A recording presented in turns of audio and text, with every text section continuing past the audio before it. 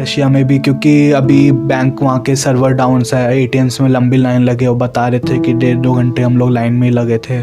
तो वहाँ भी एक सिचुएशन ऐसी बन रही है और इकोनॉमी भी डाउन हो रही है रशिया की। एम्बेसी का यही था कि वो हेल्प कर रहे थे पर बहुत लेट किया उन्होंने, और उससे पहले तो बहुत कन्फ्यूजन था क्योंकि यूनिवर्सिटी हमें ऑनलाइन मोड नहीं दे रही थी, हमें कह रही थी आप ऑफलाइन ही रहोगे। और यूक्रेन का ये है कि आपको 100% अटेंडेंस चाहिए, तो अगर वहाँ पे छुट्टी मारते तो एक्सपेल होने का भी डर है। जो मैंने फेस किया है कि एम्बेसी बहुत डिले की हमें एडवाइजरी देने में, क्योंकि पहले हर कंट्री से आ गया था कि आप लोग वापस आ जाओ, लेकिन इंडियन गवर्नमेंट, इंडियन एम्बेसी बहुत लेट करी। तो वो पहले भी मतलब वो पहले सिचुएशन सही हो सकती थी। बैंक साथी दे रहा है 50,000 रुपए तक कमाने का शानदार मौका, और वो भी बिना किसी इन्वेस्टमेंट के। आज ही बैंक साथी ऐप डाउनलोड करें। यूक्रेन और रशिया के बीच विवाद लगातार जारी है। आज जंग को 7वां दिन है। इसी के तहत भारतीय यूक्रेन में हज़ारों छात्र अभी भी जो हैं फंसे हुए हैं, और भारत सरकार ऑपरेशन गंगा के तहत भारतीय छात्रों को लगातार देश वापसी की ओर रवानगी करने के लिए तैयार है। हमारे साथ मौजूद हैं एक छात्र जो कि यूक्रेन में पढ़ते थे और अभी फ़िलहाल देश वापसी की ओर आ गए हैं। आइए बात करते हैं उनसे, जानेंगे रशिया के हालात और वहाँ से इनका यहाँ तक का सफ़र। Hello sir. Hello ma'am. आपका नाम? मंधीर कुमार गुप्ता। सर, आप मुझे बताएंगे कि आप यूक्रेन किस वर्ष गए थे? मैं गया था 2018 में MBBS कोर्स के लिए। क्या आपको लगा था कि वॉर हो जाएगी? एक्चुअली मैम ऐसा हमने सोचा ही नहीं था कि वॉर होगा, बिकॉज़ आज के टाइम में ऐसा इन्वेड करना, ऐसा वॉर करना, बहुत बातें आ रही थी, लेकिन हमने ये सोचा ऐसा क्यों, कोई कंट्री क्यों करेगा, ये तो वर्ल्ड वॉर की तरफ हो जाएगा, या इन्वेड तो कर ही नहीं सकता आज के ज़माने में। मेरे बहुत से फ्रेंड्स बोले, वहाँ के लोकल भी फ्रेंड्स बोले कि ऐसा कुछ नहीं है, वी आर सेफ़, और बहुत कंट्रीज़ आ जाएगी बीच में, पर ऐसा भी अनफॉर्चुनेटली ऐसा कुछ हुआ नहीं, और एक वॉर लाइक सिचुएशन वॉर ही हो गया एक्चुअली। तो बहुत दुख है इस बात का। कि आपके साथ वहाँ पे और लोग भी रहते होंगे अदर कंट्रीज़ के, कौन कौन से कंट्रीज से लोग थे? Like Morocco and Turkey, Saudi Arabia ना, अरेबिक कंट्रीज़ एंड ऑल। तो उनकी गवर्नमेंट ने पहले ही, उनके एम्बेसी ने पहले ही नोटिफिकेशन दे दी थी कि आप लोग आ जाओ। इंडिया सबसे लास्ट में इन्होंने नोटिफिकेशन निकाला कि आ जाओ, और उससे पहले सारे जो भी डिफरेंट कंट्रीज़ के इंटरनेशनल स्टूडेंट्स हैं वो अपने घर जा चुके थे। पहले ही? कितने दिन पहले की बात है ये, जब आप आए उससे पहले? कब? जब मैं आया हूँ 18 को आया, उससे कम से कम 7 या 10 दिन पहले उनके ऐसे नोटिफिकेशन अपना वो लोग निकल रहे थे, क्योंकि उनको लग रहा था कि वॉर होने ही वाला है। तो एक्चुअली सिचुएशन ये थी कि सब लोग कंफ्यूज थे और कोई भी जा नहीं रहा था। तो ये ऐसा था कि वॉर तो होने नहीं वाला, मे बी बॉर्डर्स पे हो, लेकिन तो वी आर सेफ हेयर। और ऐसा एम्बेसी ने भी नहीं बोला या कुछ, या यूनिवर्सिटी तो ऑनलाइन कर ही नहीं रही थी मोड, वो कहती आपको ऑफलाइन ही पढ़ना है। तो ये सब कन्फ्यूजन थी। तो और मेनली जो 3rd और 6th ईयर स्टूडेंट्स हैं वहाँ पे एग्ज़ाम होता है, क्रॉक एग्ज़ाम, जो नेशनल एग्ज़ाम्स हैं। तो वहाँ पे जैसे कि नोटिफिकेशन नॉन एसेंशियल सिटीजन्स, तो वहाँ पे बच्चों को लगा वी आर एसेंशियल, मतलब कि वहाँ पे हमारा एग्ज़ाम्स है जो कि ऑफलाइन मोड में ही होगा, क्योंकि कोविड टाइम में भी हमारा वो एग्ज़ाम, मेरा खुद का एग्ज़ाम वो ऑफलाइन मोड में हुआ था। तो यही था कि हम लोग तो यहीं रहेंगे। तो मेनली 6th ईयर के, क्योंकि उनका फाइनल ईयर है। आपका कौन सा ईयर है सर? 4th year. ठीक है। हाँ जी। तो 6th ईयर के कि हमारी डिग्री को कुछ ना हो, हमारे 6 साल बीतते हैं, बस 2-3 महीने की बात है। तो वो भी ज़्यादा अफ्रेड थे कि हमारे आगे क्या होगा फ्यूचर, तो वहाँ पे रुक गए। लेकिन हमने देखा कि सिचुएशन बहुत बिगड़ गई और इवैक्यूएट करना पड़ा। तो ये सब कन्फ्यूजन्स थी वहाँ, और इतने जितने इंडियंस हैं दूसरे कंट्री के मुकाबले इतने नहीं हैं, जितने 15,000-20,000 स्टूडेंट्स हैं। तो उनको एक साथ जाना इतने कम टाइम में, जो कि पॉसिबल नहीं था। फिर ये था कि फ़्लाइट्स अवेलेबल नहीं थी, जैसे हमें भी दिक्कत आई थी। हम 6 स्टूडेंट्स थे, दोस्त थे, और लास्ट के जस्ट 6 उस फ्लाइट में टिकट्स बची थी, तो वो फॉर्चुनेटली हो गया। तो उसके बाद फ़्लाइट्स अवेलेबल नहीं, बच्चे देख रहे कुछ महंगी, बहुत एक्सपेंसिव टिकट। कितना था रेट उनका, कॉस्ट? वन वे हम लोग आए हैं 55,000 में, पर पहले और भी जो फ़्लाइट्स थी उनका 80,000-90,000 था। तो उसके बाद वो एक्चुअली फ़्लाइट्स इसलिए स्टूडेंट्स के लिए, इन सब के लिए फिर वो आई, तो उसके बाद इतनी सस्ती पड़ी है नॉल, लेकिन 80,000-90,000 1 लाख था। सर, आपकी अभी जो बात होती होगी, जो बच्चे वहाँ पे फंसे हुए हैं, क्या है वहाँ के हालात, क्या बताते हैं वो?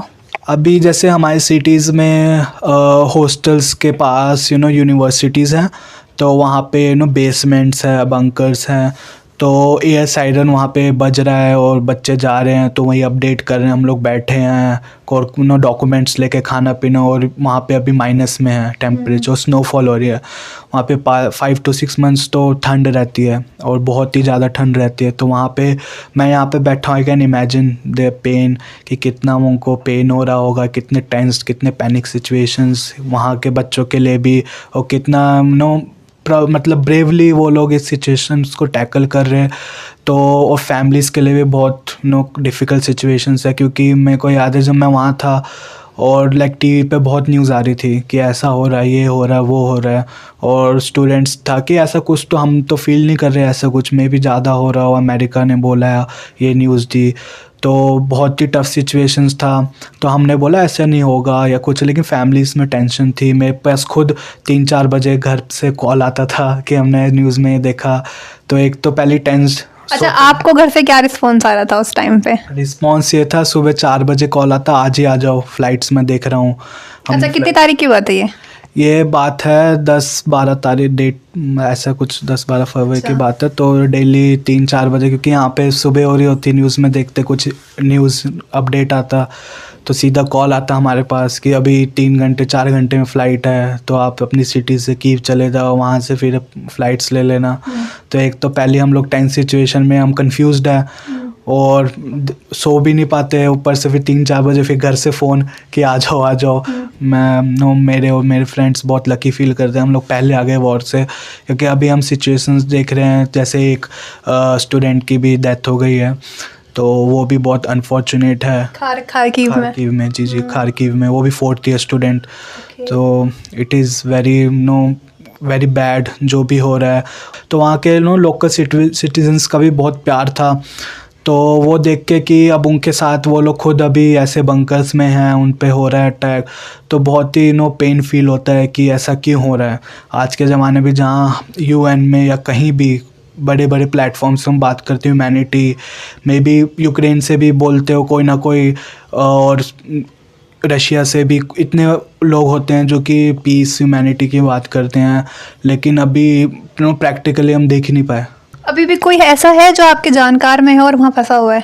अभी है, लेकिन अभी वो बॉर्डर्स के थ्रू जा रहे हैं, मतलब वो बस में बैठे हैं, तो लाइक इंडियन स्टूडेंट्स की बस है और इंडियन फ्लैग लगा के जा रहे हैं बॉर्डर्स पे, और कुछ बच्चे क्रॉस भी कर गए हैं और कुछ अभी जस्ट इंडिया लैंड भी हुए हैं, तो सबसे कांटेक्ट में है। अच्छा, ये ऑपरेशन गंगा जो गवर्नमेंट चला रही है, क्या कहना है इस पर? हाँ, ये थोड़ा operation Ganga is very good. अभी तो बहुत बच्चे, जो कि एक रास्ता निकला कि बॉर्डर क्रॉस करके किसी और कंट्री से आ जाओ, तो इट इज़ गुड, बहुत बच्चे आ रहे हैं और अब फ्रीक्वेंसी ऑफ फ्लाइट्स भी बढ़ गई है। सर, आप बताइए कि जब आपके बेटे यूक्रेन में थे, क्या आपकी मनोस्थिति थी उस टाइम पे? ये वार से पहले इतना मेरे को टेंशन बन गया था कि बेटा वहाँ है, पता लगा रहा कि वार होने वाला है, तो मैं तो मतलब कि मोबाइल लेकर के ये सीन शॉट लेने के लिए टीवी के खड़ा रहता था, कब वो आए वो लाइन कि वार होने वाला है, मैं फ़ोटो खींचूँ और बेटे को भेजूँ। कई बार मैं फ़ोटो भेजता रहा, बेटे आप लोग कह रहे हो कि वहाँ नॉर्मल है, यहाँ तो न्यूज़ में ऐसे बता रहा। तो बड़ा टेंशन सा बना कि बेटा पापा जी यहाँ कुछ भी नहीं है, कहते थे बेटे। मंदिर जी ने कहा कि बेटा आप टेंशन बिल्कुल मत लो, आप बस यहाँ पे आ जाओ, जो भी पैसा लगेगा आने जाने का लगेगा कोई बात नहीं, महीना दिन में 15 दिन में चाहे 10 दिन में चले जाना वापस, कोई दिक्कत नहीं है, लेकिन एक बार आप आ जाओ यहाँ पे। तो इस तरह से सिचुएशन बना था, टेंशन बना हुआ था, लेकिन बहुत लकी हैं हम, परमात्मा की सतगुरु कृपा हमारे पर कि हमने टाइम से बच्चे को बुला लिया। मैंने बेटा कोई एक फ्रेंड तैयार कर लो और आप चले आओ। ज़्यादा बच्चे तैयार हो ना कोई बात नहीं। फिर भी इन्होंने कहा कि मैं अपने क्लास का हेड हूँ, आप मैं जवाब दूंगा डीन को, तुम लोग मेरे साथ चलो, एक बार चलो बाद में आ जाएंगे। फिर करके इन्होंने बच्चों को तैयार किया, फिर बच्चे वहाँ से 5-6 बच्चे ग्रुप बना और चले गए। ठीक है मैम, कैसा लग रहा है आपको कि अब सर वापस आ गए हैं? अच्छा लग रहा है हमें। मैम, उस टाइम पे जब आप देख रही थी टीवी में कि यूक्रेन और रूस का विवाद होने वाला है, क्या स्थिति थी उस समय? स्थिति तो बस वही था कि बच्चे को देख ले, थोड़ा आ जाए बच्चे, बस खुशी हुई थी। लेकिन और सब बच्चे हैं वहाँ पर, थोड़ा सा वो था कि वो भी बच्चे साथ में आज गए होते, तो दुख तो है और सब बच्चे के लिए। सर, आप बताइए, आपके छोटे भाई है ना यूक्रेन में जो पढ़ते हैं? हाँ जी। सर बताइए कि जब आपने टीवी में देखा कि रशिया और यूक्रेन का विवाद होने वाला है, क्या मन में आया था उस समय? जब ऐसा कुछ हमने न्यूज़ में देखा कि ऐसा कुछ वॉर लाइक सिचुएशन होने वाला है, तो सबसे पहले तो बिलीव ही नहीं हो रहा था कि मतलब रशिया और यूक्रेन और इस तरीके से, और एक जो वर्ड है मतलब इसमें इस तरीके से वॉर होना, वो भी दोनों एक तरीके से अच्छी कंडीशन पे है कंट्रीज़। तो हम तो सबसे पहले डरे गए थे कि मतलब ऐसा क्यों हो रहा है, और सबसे पहले ये ध्यान आया कि किसी तरीके से भाई वापस आ जाए, कुछ भी है किसी तरीके से बस वो वापस आ जाए, कि जब सब कुछ नॉर्मल हो जाए तो बेशक चले जाए। लेकिन वो ये भी वहाँ पे देयर आर सिचुएशन लाइक कि वो नहीं आ पाते, तो we are also understanding. But ये था कि कोई भी रीज़न हो, जैसे अभी मम्मी ने बताया कि वहाँ पे बोल दो, डीन को बोल दो मम्मी की तबीयत ख़राब हो गई, कुछ मेडिकल इमरजेंसी बता दो, लेकिन आ जाओ किसी तरीके से। तो यही हम ट्राई कर रहे थे, and we were like in panic situation सच में। और मेरा क्या काम था, मैं हमेशा फ़्लाइट का स्टेटस देखता रहता कि किसी में सीट हो, क्या टाइमिंग है, ये सारी चीज़ें हम करते रहते थे। तो मतलब जब वो ये सारी चीज़ें हुई तो घर में इन्वॉल्वमेंट क्या था, न्यूज़, और मैं अपना फ़्लाइट्स का चेक कर रहा हूँ, क्योंकि मैं भी एक वर्किंग प्रोफेशन हूँ, काम करते हैं। तो आप क्या काम करते हैं सर? मैं साइबर सिक्योरिटी मेरा प्रोफेशन है, तो मैं साइबर सिक्योरिटी में काम करता हूँ। तो कहीं ना कहीं क्योंकि हम भी इन सब चीज़ों में मतलब इंगेज होते हैं, कि जैसे हम साइबर अटैक इन सब की न्यूज़ सुनते हैं, तो कहीं ना कहीं जो मेरा एक्सपीरियंस है और जो मैंने एनालाइज़ करा था कि देयर विल बी लाइक कि हाँ कुछ हो सकता है, लेकिन मैंने भी ऐसा एक्सपेक्ट नहीं करा था कि इतना ज़्यादा सिचुएशन ख़राब हो जाए। वॉर की एक्सपेक्टेशन तो कोई भी नहीं कर रहा था शायद। वॉर की एक्सपेक्टेशन कोई नहीं करा था, बट जैसे साइबर अटैक ये सब आया था तो उनका सीधा से एम यही था, क्योंकि अभी जो रशिया में हुआ है, जो साइबर अटैक अभी रशिया पे हुआ है, तो उन्होंने बेसिकली सर्वर डाउन कर दिए हैं, ATM चल नहीं रहे हैं, बैंक नहीं चल रहे हैं। सो इट्स लाइक कि हम दो तरीके के वॉर देख रहे हैं, एक वॉर जो मिसाइल्स एंड एरोप्लेन से जो बॉम्बार्ड हो रहा है, एंड जो सेकंड एक वॉर है जो हमें नहीं दिख रहा और एक्चुअल में वो वॉर होता ही होता है हमेशा, वो है cyber war. And which is like कि मतलब वो ज़्यादा मैं बोल सकता हूँ कि ज़्यादा खतरनाक होता है, ज़्यादा डेंजरस होता है जो साइबर वॉर होता है, बिकॉज आपके पैसे ATM, आपके पैसे बैंक में है, सर्वर डाउन है और आप पैसे नहीं निकाल पा रहे हो, ठीक है। वहाँ पे बहुत सारे मैकेनिज़्म जो हमारे इंटरनेशनल कंट्रीज़ हो गई, वहाँ पे क्या होता है कि ज़्यादातर ऐसी सर्विसेज है जो कि ऑनलाइन होती है। लेकिन अगर बस की टिकट आपको लेना है, ऑनलाइन है, एवरीथिंग इज़ ऑनलाइन। और उस केस में मतलब गवर्नमेंट की मेन साइट्स आपकी हैं कि आप कम्युनिकेट नहीं कर सकते हो। आपने गवर्नमेंट को एक ईमेल एड्रेस भेजा, लेकिन उस ईमेल एड्रेस का जो डोमेन है उसका सर्वर ही आपका डाउन है, तो फिर आप कैसे, वो डिलीवरी नहीं होगा। तो मतलब जो हम अभी देख रहे हैं वो और उससे ज़्यादा डेंजरस है जो साइबर अटैक। ये दिखती नहीं है सर किसी को दिखती नहीं है, बट वो ज़्यादा डेंजरस होती है। Thank you so much sir. Thank you. तो ये थे हमारे साथ यूक्रेन से लौटे भारतीय छात्र।